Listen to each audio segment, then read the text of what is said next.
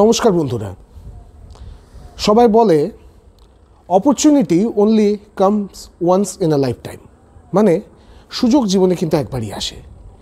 কালকে আমাদের আগামীকাল আমাদের পশ্চিমবঙ্গের একটা বড় সংখ্যক শিক্ষিত মানুষ, শিক্ষিত পরীক্ষার্থী তাদের কাছে একটা বিরাট সুযোগ। কারণ আগামীকাল West Bengal board of primary এডুকেশনের তরফ থেকে আগামী ভবিষ্যতের জন্য শিক্ষিকা নির্বাচনের টেট পরীক্ষা অনুষ্ঠিত হতে চলেছে। এই মুহূর্তে আমার সঙ্গে উপস্থিত আছেন মাননীয় কৃষ্ণেন্দু সুবুদ্ধি মহাশয়। ওনার পরিচয় আলাদা করে দেওয়ার কিছু নেই। বাঁকুড়া জেলা তথা বাঁকুড়া জেলার বাইরে শুধুমাত্র ইংরেজি বিষয় নয়, ইংরেজি বিষয়, career counselling, career centric education, এই সমস্ত বিষয়ে নিজের একটা আলাদা জায়গা তৈরি করেছেন কৃষ্ণেন্দু স্যার।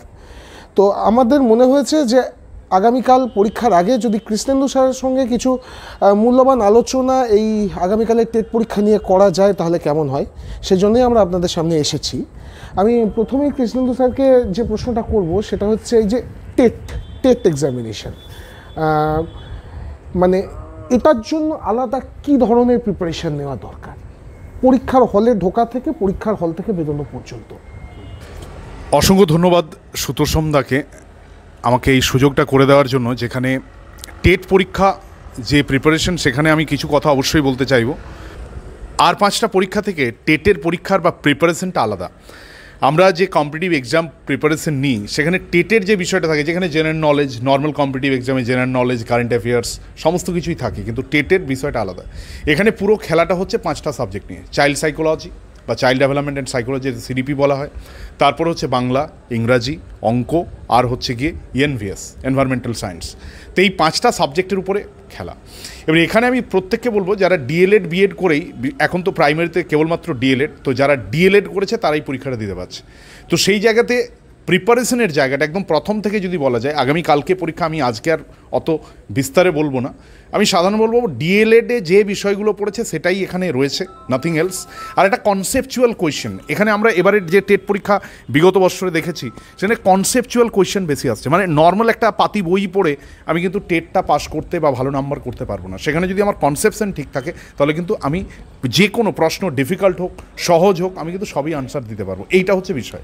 এবারে দ্বিতীয় কথা সাবজেক্ট ওয়াইজ, আমি যদি আমার সাবজেক্টের বিষয়ে বলি, যে ইংলিশের জায়গা থেকে টোটাল 30 নম্বরের পরীক্ষা, সেখানে 15 নম্বরের থাকছে প্যাসেজ বা কম্প্রিহেনশন যেটা বলে, তার ভেতরেই গ্রামার, তার ভেতরেই ভোক্যাবুলারি, আর 15 নম্বর থাকছে পেডাগজি। তো সেই জায়গাতে আমরা স্টুডেন্টের জন্য, শুধু স্টুডেন্টের মানে আমার কাছে যারা পড়ছে তাদের জন্যই নয়, পুরো ইউটিউব, যারা আমার ইউটিউবের সাথে যুক্ত আছে, আমরা অলরেডি সেটার উপরে ক্লাস দিয়েছি, ম্যারাথন ক্লাস দিয়েছি, আমরা দিয়েছি সাজেস্টিভ এমসিকিউ কোয়েশ্চেন, যেগুলো যদি তারা ঠিকঠাক প্রিপারেশন নিতে পারে, এটা আমার বিশ্বাস যে তারা কিন্তু সাফল্যমণ্ডিত হবে। এটাই আমার বলার। আচ্ছা, এরপরে কৃষ্ণেন্দু স্যারকে যেটা জিজ্ঞাসা করছি, এতক্ষণ তো উনি যেটা বললেন সেটা সাবজেক্টিভ প্রিপারেশনের ব্যাপার। এবার মূলত যে প্রশ্নটাতে যাচ্ছি সেটা হচ্ছে যে পরীক্ষার হল। আমরা ছোটোবেলার থেকে যখন পরীক্ষা দিয়েছি, এমনকি এখনও পর্যন্ত আমরা জানি যে পরীক্ষার হলের একটা আলাদা সাইকোলজি থাকে। আর 5টা সাধারণ দিনের মতন বা আর 5টা সাধারণ সময়ের মতো পরীক্ষার হলের ভেতরের অবস্থাটা থাকে না। তো অনেকেই হয়তো ধরে নিয়েছে যে এটাই তাদের লাস্ট অপরচুনিটি অফ এক্সামিনেশন, সরকারি চাকরি পাওয়ার শেষ সুযোগ। তাহলে আমি যেটা জানতে চাইছি যে এই অবস্থায়, মানে এই প্রচণ্ড প্রেশারকে মাথায় নিয়ে যখন তারা হলের ভেতর ঢুকবে, তো how to deal with that pressure, এই চাপটা কীভাবে তারা সামলাবে? প্রথমেই বলছি আগামীকালকে পরীক্ষা, তো সেখানে আমি এটা বিশ্বাস করি যদি খুব চাপ নেওয়া হয় তাতে কিন্তু আখেরে ভালোর থেকে ক্ষতিই হয়। তো এই জন্য আমি বলবো এত টেনশন নেওয়ার কোনো জায়গা নেই।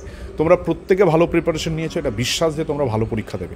প্রথমেই আগামীকালকের পরীক্ষার জন্য কিছু কথা আমি অবশ্যই বলবো। দেখো, যেভাবে পর্ষদ আমাদেরকে যে গাইডলাইন দিয়েছে সেই গাইডলাইন অনুযায়ী আমাদেরকে এগিয়ে যেতে হবে। সেখানে একটা টাইমের মধ্যে আমাদেরকে পরীক্ষার হলে ঢুকতে বলেছে, সেখানে 2 কপি অ্যাডমিট কার্ড এবং তার সাথে 2 কপি ছবি সেটা নিতে বলেছে, হয়তো 1 কপি লাগবে বাট 2 কপি ছবি নিয়ে নেবে।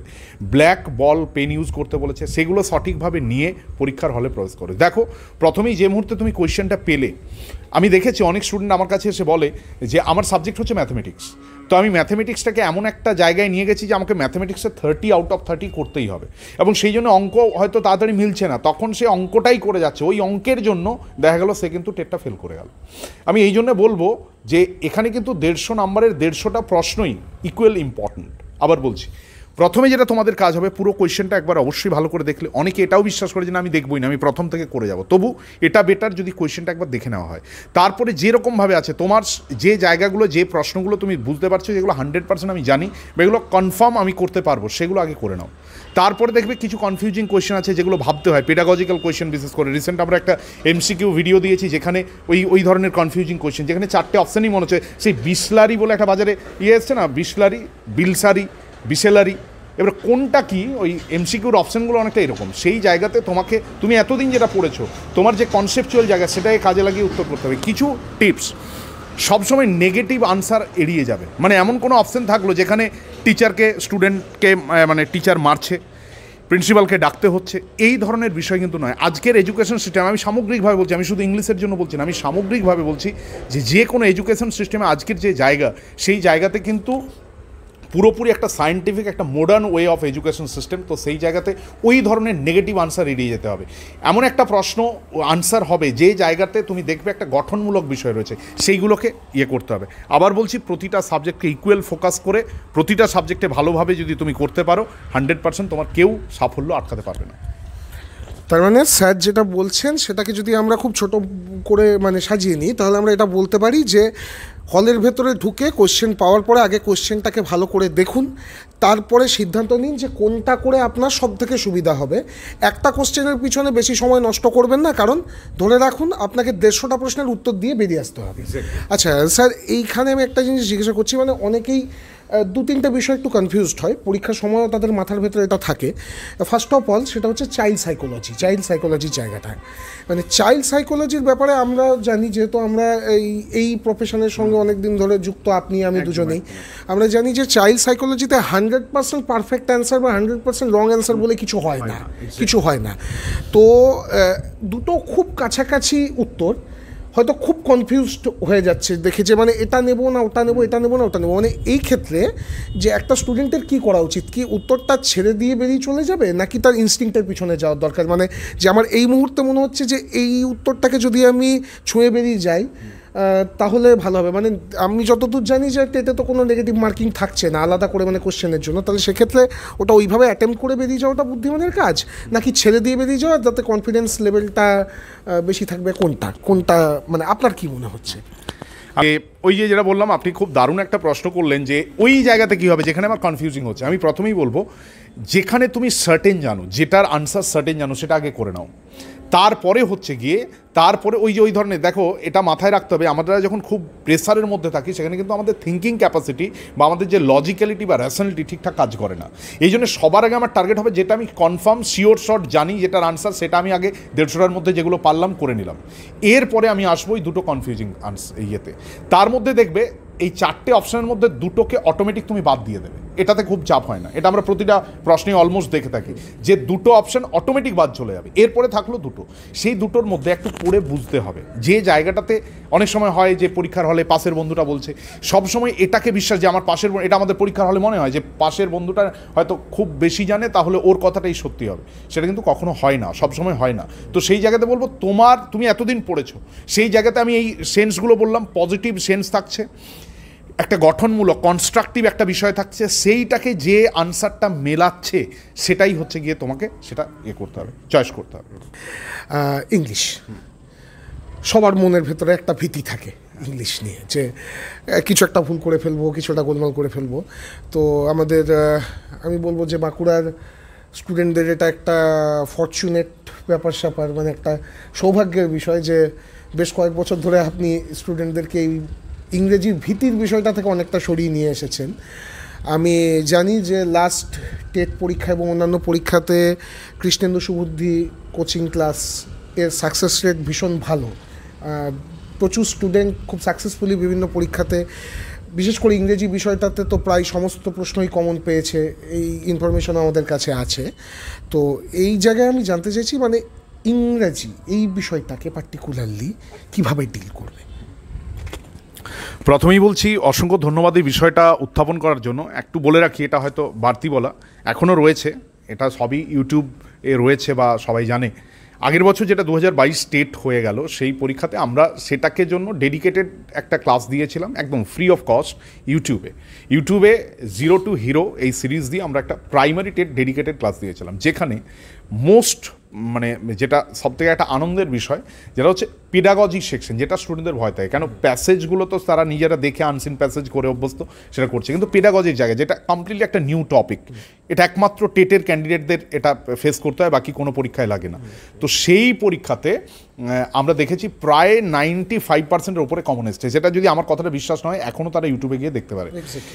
এরপরে হচ্ছে আপনি যে কোয়েশ্চেনটা করলেন যে সামগ্রিকভাবে কিভাবে ইয়ে হবে, দেখো 30 নম্বরের যে প্রশ্ন সেখানে থাকছে প্যাসেজ এখন রিসেন্ট যেটা দেখা যাচ্ছে দুটোই প্যাসেজ দিচ্ছে, মানে দুটোই কোনো পোয়েমের গল্প থাকছে না, দিতেও পারে, তবে চান্স আছে দুটো প্যাসেজ দেওয়ার, সেই প্যাসেজটাকে একটু ভালো করে পড়তে হবে। আমি বলবো একটা ভালো পদ্ধতি, প্রথমে কোয়েশ্চেনগুলো পড়ে নাও, প্যাসেজের প্রথমে কোয়েশ্চেনগুলো পড়ে নাও, ভালো করে মন দিয়ে শোনো, প্রথমে কোয়েশ্চেন পড়ে নাও। কেন? এটা হলে সুবিধা কী হবে, তোমাকে কাজটা অনেকটা তোমার কমে যাবে। আগে কোয়েশ্চেন পড়ো, তারপরে প্যাসেজ পড়ো, কোয়েশ্চেন পড়ে নিলে এরপরে যখন প্যাসেজ পড়বে তুমি বুঝতে পারবে কোন জায়গায় প্রশ্নটা রয়েছে, তাহলে কিন্তু অনেকটা টাইম যেটা তোমার বেশি লাগছিল সেটা কম লাগবে। এরপর আসি গ্রামাটিক্যাল কোয়েশ্চেন। গ্রামাটিক্যাল বিশাল চাপ নেওয়ার কোয়েশ্চেন থাকে না, সাধারণ পার্টস অফ স্পিচের থাকবে, ফ্রেজ ক্লজ থেকে কিছু কোয়েশ্চেন দিতে পারে, ভয়েস ন্যারেশন দেবে, হয়তো কিছু স্পেলিং দিয়ে দেবে, যেগুলো খুব সাধারণ মানেরই থাকবে। একটা চাপের জায়গা হচ্ছে সিনোনিম অ্যান্টোনিম থাকে, অবশ্যই থাকে। সিনোঅ্যান্টোর জায়গা থেকে আমি বলবো যে সেখানে যদি দেখো নেগেটিভ পজিটিভ ওখানেও করতে হবে, 3টে অপশান দেখো, একটু অপশানগুলোকে গেস করার চেষ্টা করো, 3টে নেগেটিভ ইয়ে আছে, একটা পজিটিভ, তো ওই পজিটিভটা অ্যান্সার হবে। আমি বলছি না যে এটাতে বিশাল কাজে লাগবে এই ট্রিক্সটা দিয়ে, কিন্তু অনেকটা কাজে লাগতে পারে। অনেক সময় পার্টস অফ স্পিচ নাউন দিয়ে প্রশ্নটা আছে, উত্তরটাও নাউনে হবে, অ্যাডজেক্টিভ দিয়ে প্রশ্ন আছে, উত্তরটাও অ্যাডজেক্টিভ হবে। আর একটা প্যাসেজের কোয়েশ্চেন, প্যাসেজ একটু ভালো করে পড়ে মিলিয়ে করতে হবে যে এইটার কি, এই লাইনটা আমি কোথায় প্যাসেজে পাচ্ছি, তার আশেপাশে দেখো 100% আনসার থাকবে। পেডাগজির জায়গাতে বললাম, পেডাগজি নিয়ে নতুন কিছু বলার নেই, আমাদের অলরেডি ভিডিও চলে এসেছে, আশা করি তোমরা দেখে নিয়েছো, যেটা হচ্ছে তোমার এদিক থেকে ওই ম্যারাথন ক্লাসটা এবং তার সাথে 100 MCQ, এবং আগের বছর একটা 100 MCQর ক্লাস দিয়েছিলাম যেখান থেকে হিউজ কোয়েশ্চেন কমন এসেছিলো, আমি ওটাও রিকোয়েস্ট করবো দেখে নিতে। তাহলে আমি বলতে পারি 30-এর মধ্যে খুব ভালো নাম্বার তোমরা কিন্তু ইংলিশে করতে পারবে। তার মানে বন্ধুরা একটা জিনিস বুঝে নিচ্ছেন যে স্যার বারবার একটা জিনিসে ফোকাস করতে বলছেন, সেটা হচ্ছে যে আপনি যেটা জানেন সেটাতে কনফিডেন্স রাখুন, আপনি যে প্রশ্নপত্রটা হাতে পাচ্ছেন সেটাকে ভালো করে পড়ুন।